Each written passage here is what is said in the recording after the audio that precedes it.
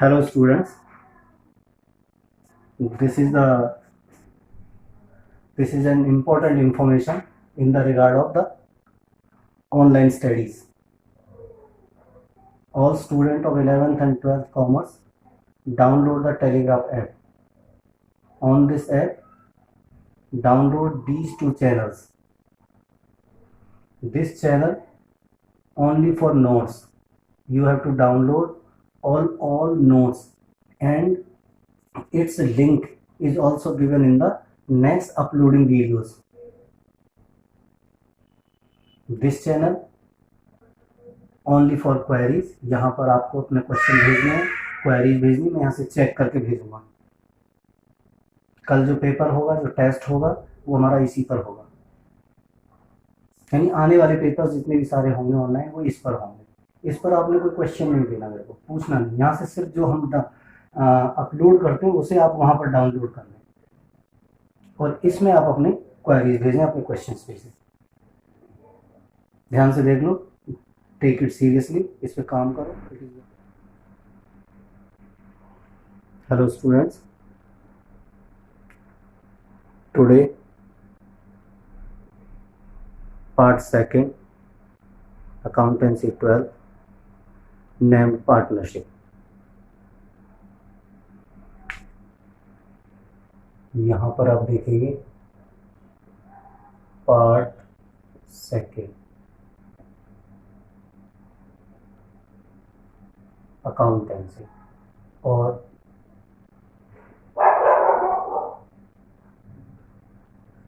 Partnership. और partnership के अंदर जो चैप्टर्स हैं वो हैं fundamental number 2,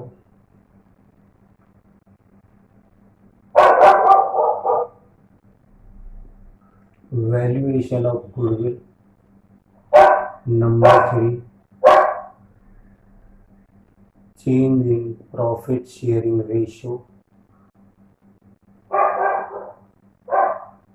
admission of a new partner, retirement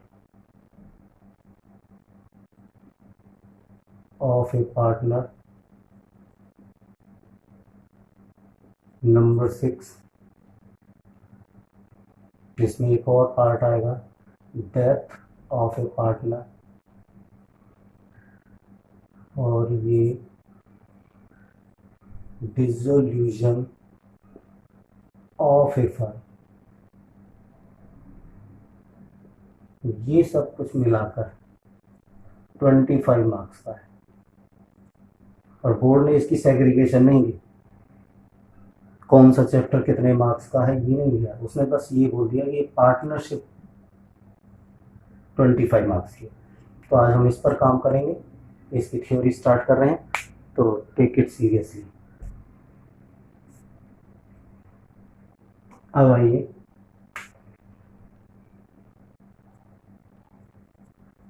according to section 4 of Indian partnership act 1932, उसके अकॉर्डिंग पार्टनरशिप की जो डिफाइन है, 2 लाइन की डिफाइन है, सिंपल डिफाइन है। उस डिफाइन में कहा गया है partnership is the relationship, partnership is the relationship between persons who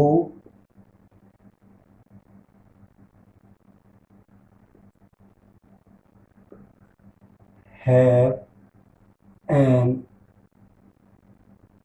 agreed ratio for profit of a business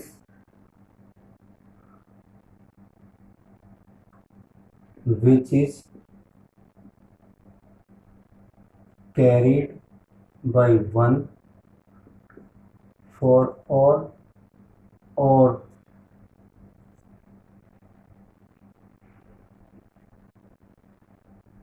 carried by 1 for all और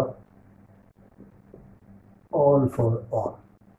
ये एक छोटी सी डिफाइन है इंडियन पार्टनरशिप एक्ट के अकॉर्डिंग। इसमें क्या है, रिलेशनशिप है, समझ लो इसके फीचर्स क्या हैं। ये ए रेशो बी और सी तीनों में रिलेशनशिप है। रिलेशनशिप कौन सा है, इकोनॉमिक यानी पैसे से रिलेटेड है। दूसरा क्या है, पार्टनर्स हुए एग्रीड, इनके बीच में क्या है, एक एग्रीड प्रॉफिट शेयरिंग रेशो है। सब मिलकर जो कमाएंगे उस कमाई को किस तरह से बांटेंगे, वो एग्रीड रेशो होगी।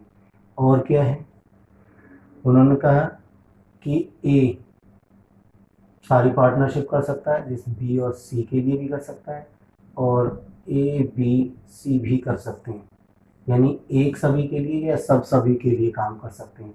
उसके बाद इनके बीच में क्या होना चाहिए, एक बिजनेस होना चाहिए, और वो भी कौन सा, लॉफुल बिजनेस। लॉफुल बिजनेस की ही परमिशन है पार्टनरशिप में, इलीगल बिजनेस के लिए पार्टनरशिप नहीं होती, तो ये ध्यान रखें। उसके बाद अगला पॉइंट आ रहा है फीचर्स। फीचर्स ऑफ पार्टनरशिप, ये 11th बिजनेस स्टडीज में हम पढ़ चुके हैं। पहला क्या है, पहला जो फीचर आता है, टू और मोर पर्सन। इसके अकॉर्डिंग यदि एक पार्टनरशिप में एक है तो क्या है, सोल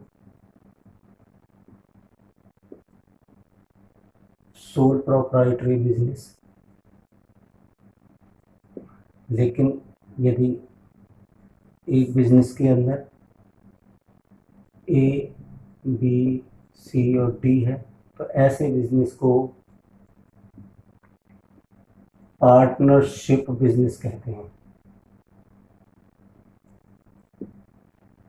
ये ध्यान रखो, टू और मोर पर्सन्स एक्सेप्ट के अलावा, इसमें माइनर को अवॉइड किया गया है, अनसाउंड माइंड को अवॉइड किया गया है, और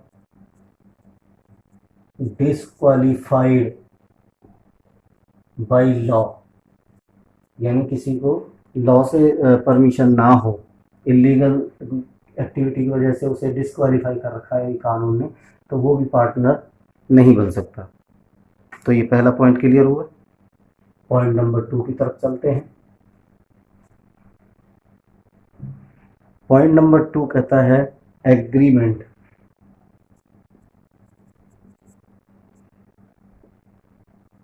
एग्रीमेंट, सभी पार्टनर्स के बीच में क्या होना चाहिए, एग्रीमेंट होना चाहिए।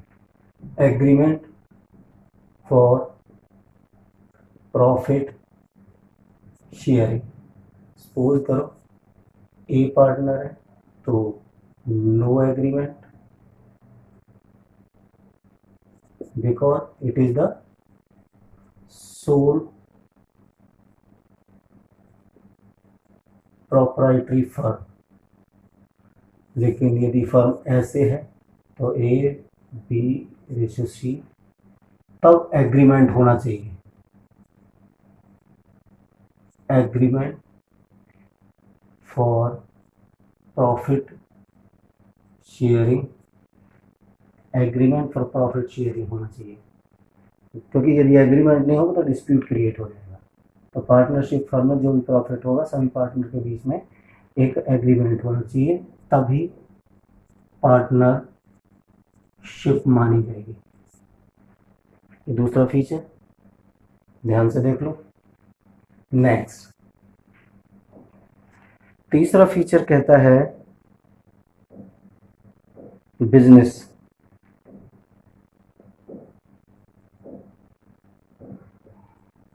बिजनेस होना चाहिए। बिजनेस, जो बिजनेस कहा गया है किसके लिए कहा गया है? आपका बिजनेस ट्रेडिंग का होना चाहिए, मैन्युफैक्चरिंग का होना चाहिए, या सर्विस प्रोवाइड करने वाला होना चाहिए। और वो बिजनेस आपका किससे होना चाहिए? लीगल होना चाहिए। इन सभी के बीच में legal business,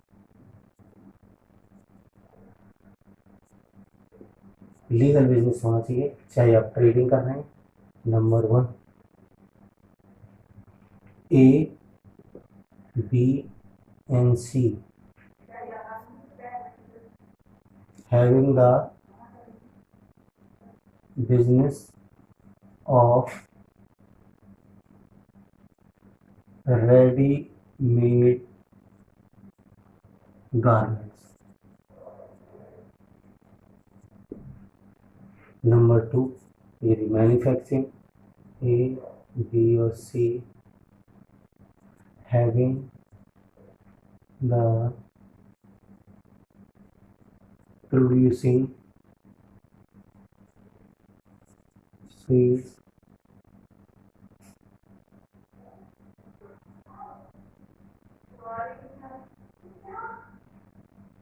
engineering goods etcetera.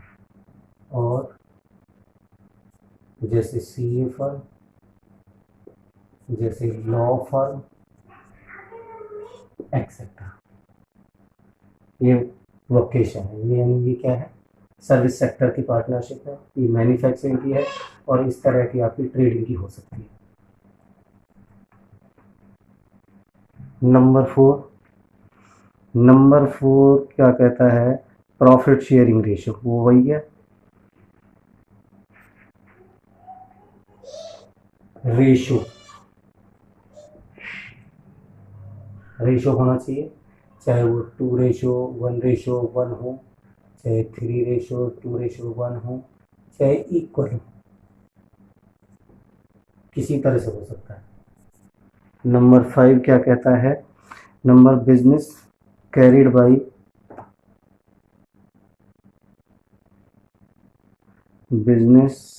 By all or any of the person acting for business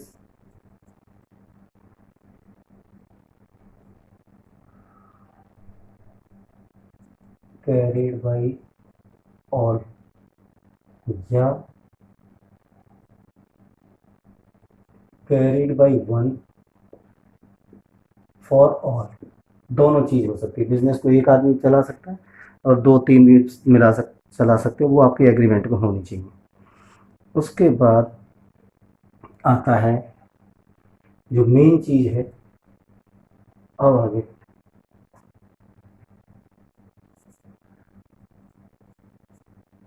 deed. A written document is known as deed among the partners. इस डीड के अंदर सारी चीज़ें लिखी होंगी, जो भी पार्टनर्स के बीच में एग्रीमेंट है जिस भी तरह का है, वो सारा इस डीड के अंदर होना चाहिए। अब डीड के कंटेंट पढ़ेंगे। डीड क्या है?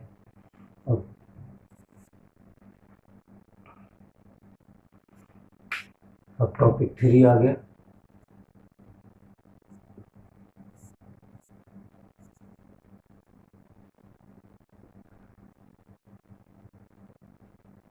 Contents of deed. Contents of deed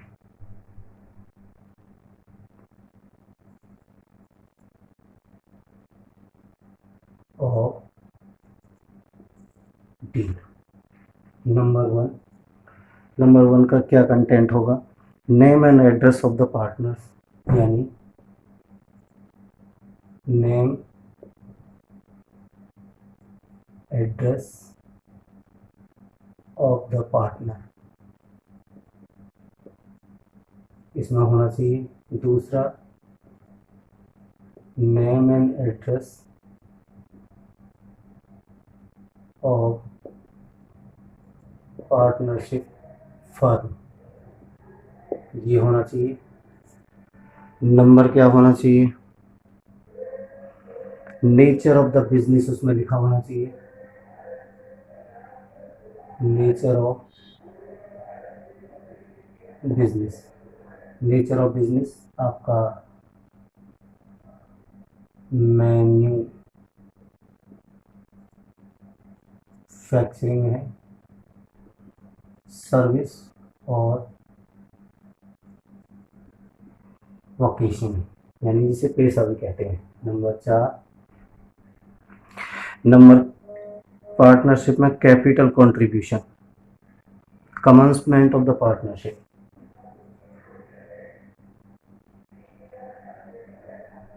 commencement of partnership. Suppose करो ये 1/4/12 है और आपका 1/8/12 को आपके में एग्रीमेंट हुआ, एग्रीड हुए, किसके लिए? बिजनेस के लिए।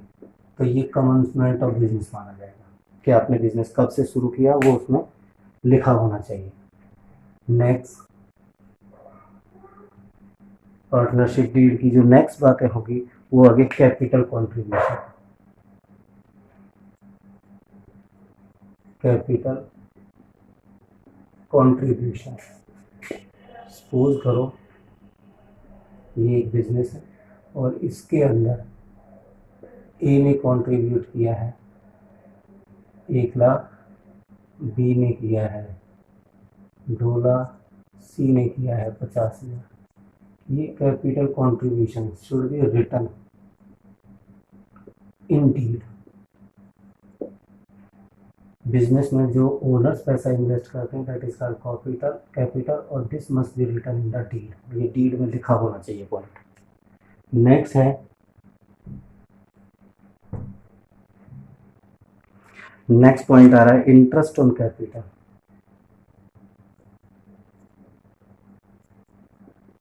इंटरेस्ट ऑफ कैपिटल, ये बिजनेस है, ये ए ने 1 लाख रुपए लगाए और बी ने 2 लाख रुपए लगाए और इंटरेस्ट का रेट है at the rate of 6% per annum. तो interest 1 lakh into 6/100 is equal to 6,000। कहने का मतलब ये है कि ये rate of interest on capital must be written in deed, होना चाहिए उसके अंदर। नेक्स्ट पॉइंट है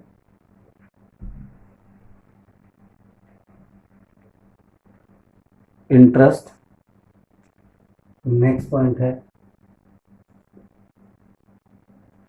इंटरेस्ट चार्ज ऑन ड्रॉइंग। आपको पता है ये बिजनेस है, ये ए, बी और सी, बिजनेस ने एज फॉर पर्सनल यूज ए ने निकाला 60,000 रुपये, ठीक है। तो इंटरेस्ट 4% होना चाहिए।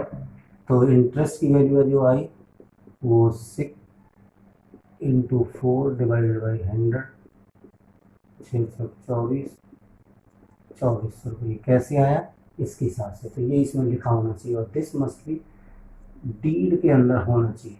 Rate of interest must be written in the deed, ये भी आपने ध्यान रखना है। और एक पॉइंट और, interest on loan, interest on loan, suppose करो ये बिजनेस है ए, ये कैपिटल है 1 लाख रुपए, but a given as loan, given as loan rupees 40,000 रुपये, राइट। तो जो बिजनेस है वो इंटरेस्ट कैलकुलेट करेगा इस पर, कैसे करेगा सर? 40, सपोज करो रेट 6%, 2400 रुपये, या रेट ऑफ इंटरेस्ट 6% ना होकर 8% है तो 8%, 832, तो ये जो 6% है और 8% must be given in tier, ये पॉइंट इसमें रखा गया है, ये आपने ध्यान रखना है। उसके बाद है अकाउंटिंग पीरियड, अकाउंटिंग पीरियड आपका financial year, accounting period financial year हमारा 1/4/12 से स्टार्ट होता है, ठीक है ना। और आपकी जो आपका पीरियड है नॉर्मली 31/3/13 तक, यानी 1 अप्रैल से इतना। और पार्टनरशिप में मस्ट बी रिटर्न, ठीक है। Accounting period October to September next year, और 1/4 से लेकर 31/3 नेक्स्ट, एज यू विश। लेकिन अकाउंटिंग पीरियड डील के अंदर मेंशन होना चाहिए।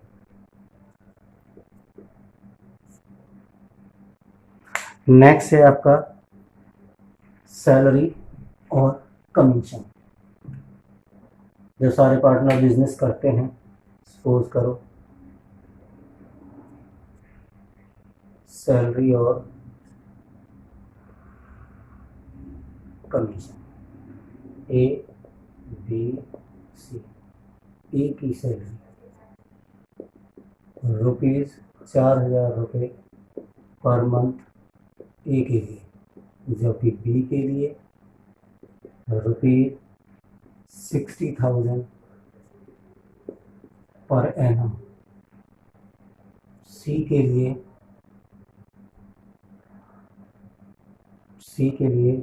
₹20,000 पर क्वार्टर। कैसे भी हो, जैसे इसमें हम निकालेंगे कि सर इसकी 4,000 इंटू कितने 12 महीने, तो इसकी सालाना सैलरी कितनी होगी, इसकी सैलरी कितनी होगी सर 60,000, इसकी सैलरी कितनी होगी सर 4 क्वार्टर होते हैं इंटू 4, तो इसकी 80,000 होगी। तो सैलरी हो या ए को कमीशन मिले, कमीशन, कमीशन का किस पे मिलता है? On sale. सेल्स को क्या कहते हैं? टर्न ओवर भी कहते हैं। सपोज करो total sales into rate divide by 100, total sales 10 lakh रुपए की, और उसे कमीशन आपने 10% दे रखा है, या 9% दे रखा है, या 8% दे रखा है, एज इट इज। तो ये भी सब कुछ दोनों पॉइंट किस में होने चाहिए सर? डील के अंदर लिखा होना चाहिए। तो ये पार्टनरशिप की स्टार्टिंग हो गई है। सब बच्चे सीरियसली इसको तैयार करें, क्योंकि अब जो प्रॉब्लम ऑल ओवर वर्ल्ड चल रही है उसकी प्रॉब्लम कब सॉर्ट आउट होगी किसी को नहीं पता। यदि आपका टाइम ये गोल्डन पीरियड निकल गया तो nobody will be responsible for this error. So be serious, take it serious. Thank you very much.